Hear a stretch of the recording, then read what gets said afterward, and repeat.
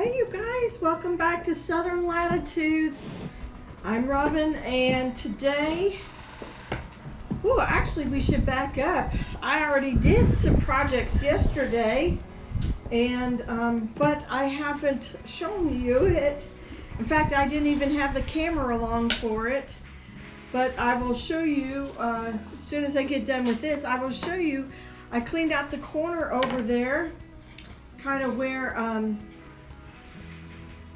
we used to have a fire pit. I've talked about it before in a garden tour video, but anyhow, yep, I cleaned up that fire pit area, and I planted the Arbequina olive tree, and it looks so beautiful over there.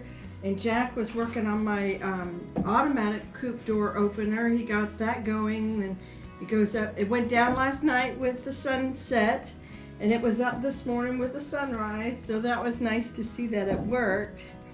And he also cut out these little trim pieces. I guess this is the best word for them. And he said go ahead and get them painted today, and then he'll put them on tonight. And this is, he'll put this onto the wall, and then the doors attach into this. So I'll take you over there in just a little bit when I'm done painting, and I will show you all that's done. We're pretty much just down to the person door and the wire. So we're right around the corner from moving the chickens. And I don't know that we were supposed to have it completely done by this weekend. That might not happen because we're set to go, if any of you aviation people are still on the channel, we're set to go over to Sun and Fun, which will be great fun. It might be hot, but anywho, it'll be great fun. I'm gonna turn these real quick, and go look at a bunch of airplanes, and you'll see a lot of our friends are gonna be there. Some of them are working. So what I'm doing with this is not paint. This is waterproof wood stain, and this is just a solid white. It's tintable white, you know, if you wanted to make it a different color. But for us, I'm just using it as the white, which is really nice. And it dries extremely quickly. You don't want to accidentally, if you have plants around and get this dropped on your plants, you do not. Your plants will die. And ask me how I know, because I killed off black peppercorn plant over a year ago, because I painted the walkway going into the coop. I painted it with this, and I totally killed off the peppercorn plant. And I didn't get much paint on it, but I got enough on it where the oil base killed it.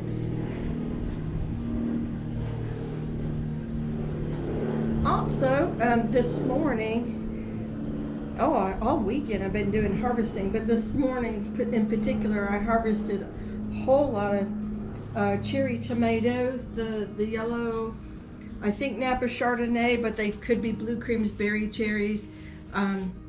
Just such a delightful flavor on them. It kind of fruity. One of the best cherry tomatoes I think that's out there, and I know you Everglades people will probably want to argue with me on that. That's okay, leave that in the comments below. We can have that discussion. But anyhow, just got a bunch of that. I'm still getting broccoli in, and I made sort of a broccoli lettuce tomato salad to go with dinner tonight. So Jack and I were trying to eat real healthy, and so the salad's going to be part of our dinner. Oops, you know what I need to do? Well, probably should let it dry a little bit. Let's do that. Let's let this dry for a second. Let's go over to the chicken coop. Just real quickly, on the way to the coop, so that's my bush that I picked all the cherry tomatoes off of. I still left some behind, but there's still a lot there. Tomatoes are doing fantastic. If you've been with me a while, you know that we lost our bunny in January. But all fall I had been putting her shavings and bunny poo in this area, and the tomatoes couldn't look healthier. I actually had a little bit of a nightmare that a tomato hornworm was going to come in and eat all my tomato leaves and strip it down to nothing. Oh my goodness. So anyhow, oh, let me back up a little bit. So this is the egg door that Jack put on for me. It's been painted now for a couple weeks. And it's still a little sticky. I probably didn't let it dry enough. But anyhow, so we're going to have one big long chicken nest so they don't fight over it. I've got little nesting pads that we'll just put one after another squarely. Ooh, that was a bee out of here. We'll put squarely in here. It was kind of made to fit that exactly. And then we just have, Jack is thorough with security. It's kind of his thing. He really wants to make sure there's no way. That would be easier if I put my hand there, but my hand was busy with holding the camera. He wants to make sure that no raccoons are gonna come in here. And so this is where the barn doors go. The barn doors are all ready. You can see the egg, that'll be the egg area. So the barn doors are all ready. They got their latches on them. I just need to paint the trim that's gonna go here. And this board just holds the doors level while he's screwing them in, and then this board is coming off. It's not staying. So all that is done. Here is my automatic chicken door, and it has a light sensor, but it's not run for those of you who can't afford solar, or it's not convenient. Maybe where you live maybe in Pacific Northwest. I don't think we have any subscribers there, but if we did, that's how it goes. You know, you can get one of these, and this just holds 3 AA batteries in here. It's extremely cheap off of Amazon. It may not live really long, but that's okay, because this is all going to be filled with this is all going to be walled with hardware cloth, which is really small little squares. And so, you know, it's already kind of predator proof where they're going to be having their run. But we just thought we'd get a little automatic door anyhow. And then when the sun goes down, there it goes down.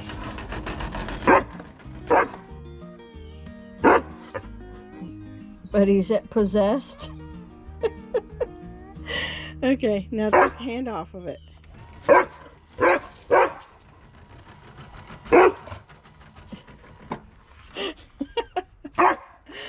Well, there you go. It does work.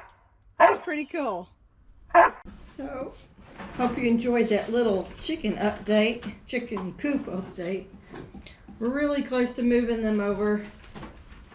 And that'll be, ooh, I might have to have a party for that when that finally happens. Oh, it's been a long time coming, but we've taken our time, and we've had our share of other things interrupting and becoming more important than a chicken coop. But anyhow, the old coop is falling apart. So it's very important. Oh, also, as long as I'm giving you little video clips, I should tell you that not last weekend, but the weekend before, trimmed up the banana trees everywhere. And so that was great fun. Made my banana pit nice again. And here's video footage of that.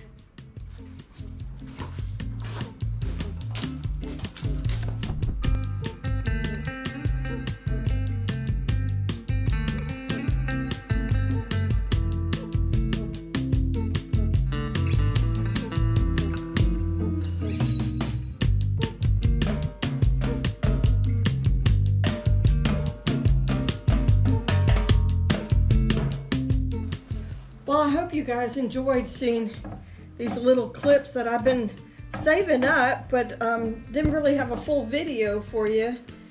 But I hope you enjoyed seeing all that. And thank you for visiting with me today and watching the video. And if you have a minute, go ahead and give me a thumbs up to help the algorithms. When you guys did that, like, I think it was a month ago, I asked you to do it. Oh my word, it sent that video from a normal 1 to 200 views to 400 and something.